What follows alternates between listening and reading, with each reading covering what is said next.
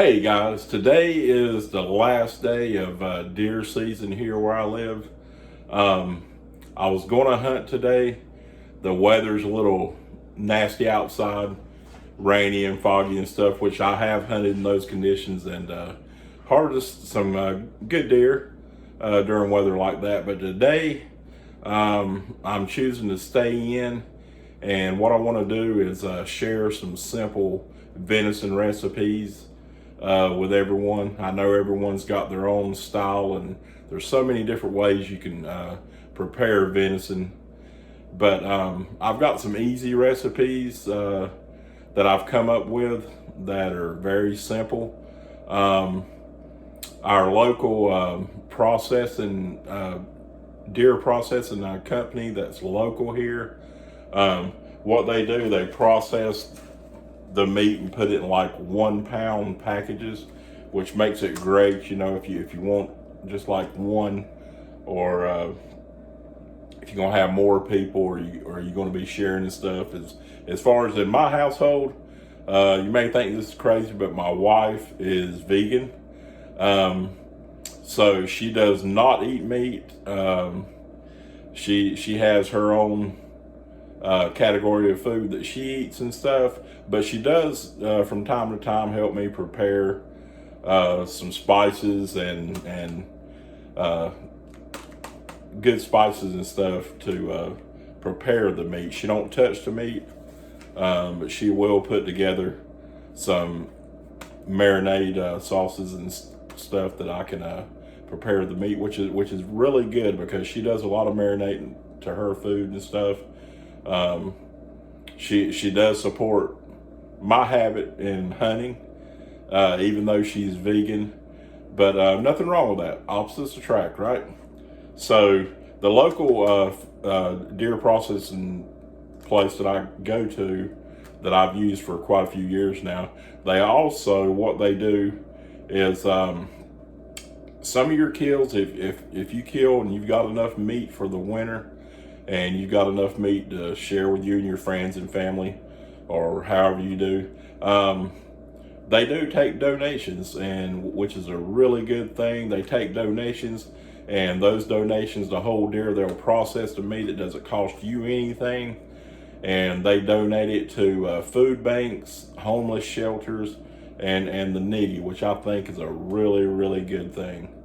So I try to do at least one donation a year. I think last year they collected over 10,000 pounds of meat that they processed and donated to these shelters and food banks and stuff, which is a really great thing. I mean, it's really good to give back.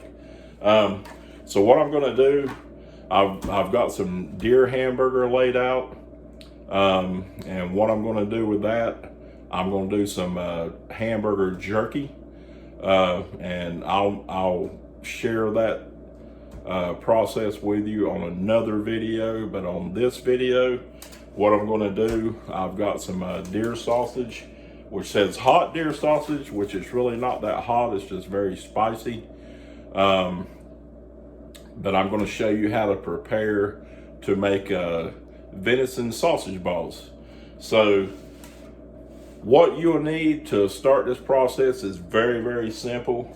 I normally do 2 pounds of meat, but since I'm not having any company right now and stuff, I'm just going to break it down in just 1 pound process just for me. And so what you're going to need is 1 pound of ground sausage, venison sausage. I got me a mixing bowl, a block of cream cheese, some mozzarella cheese, whatever kind of cheese you like, whatever flavor you like, and some Bisquick. And what we're going to do, we're going to put all that in this bowl. I'm going to mix it up, and we're going to make our bowls and put it on a cookie sheet, spray cookie sheet, and stick it in the oven. And normally takes probably maybe 45-50 minutes at 375 to 400.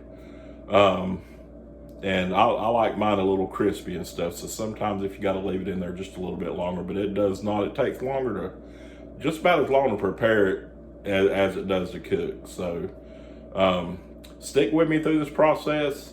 I'm going to go ahead and prepare this, and I'll come back and have some more video for you, and we'll see the preparing part, and also when I stick it in the oven and stuff, whenever we take it out and stuff, and we'll even do a taste test. How's that? Even though you can't taste it, I'll let you know if it's good or not.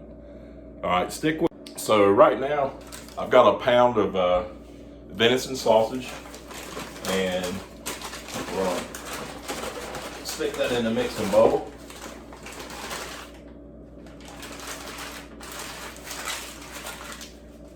Set this aside.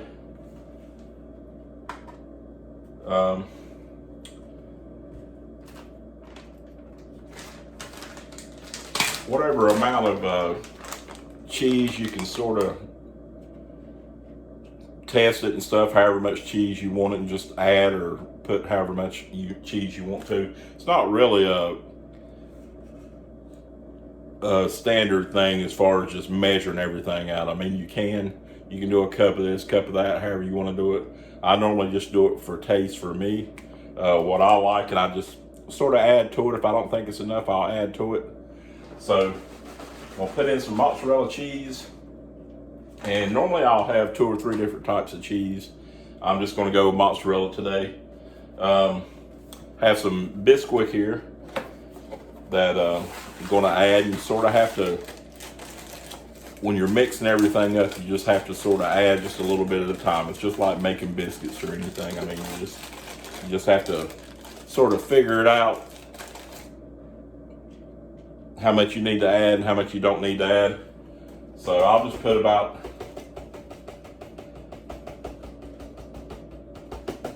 probably just about a cup of Bisquick, and then I'll get my mozzarella cheese, and it's a little bit of a process to mix everything together, especially with the mozzarella cheese and stuff. The way it's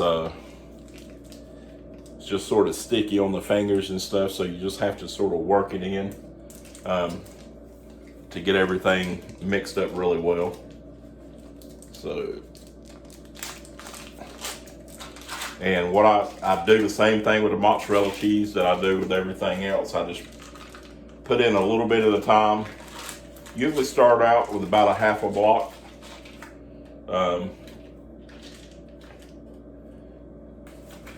And sort of break it up a little bit. If you break it up a little bit, it's not really too bad, mixing everything up.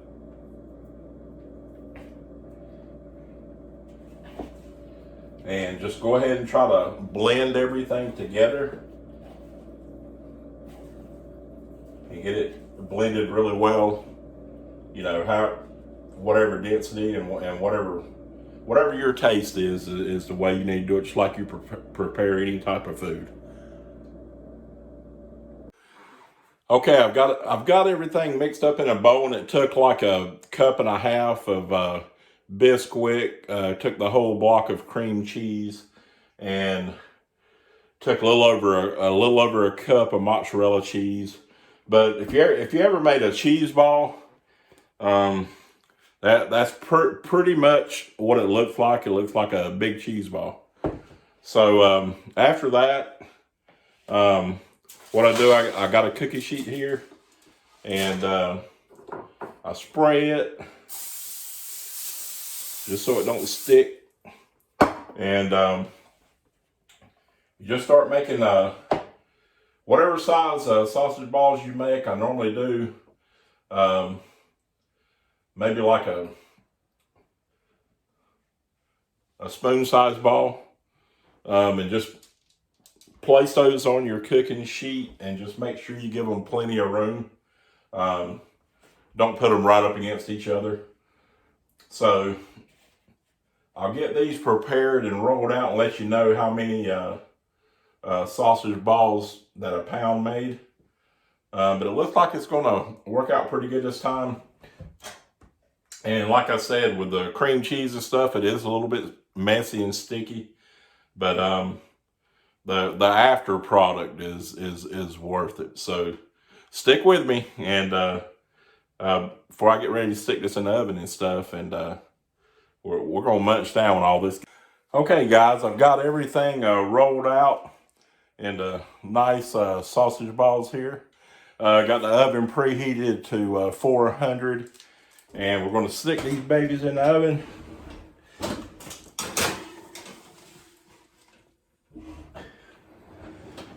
And for the first timing, I'm going to set the timer on 45 minutes.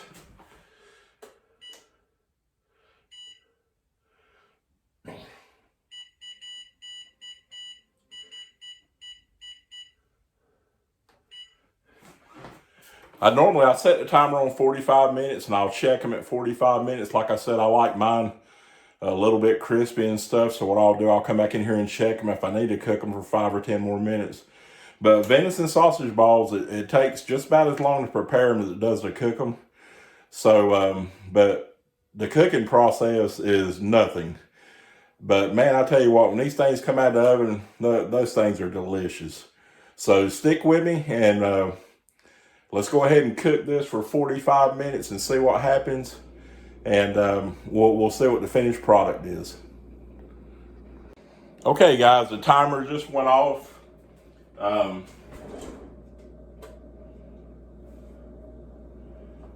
Gonna check these babies out.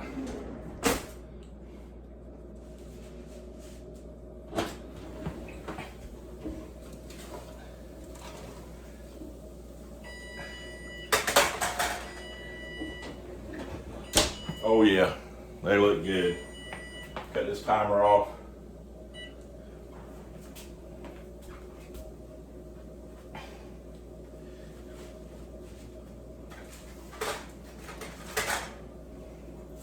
So here's the finished product. That recipe actually made 34 sausage balls, and it cooked for 45 minutes, and we're good. So I'm gonna try one of these. Oh my God, that's great.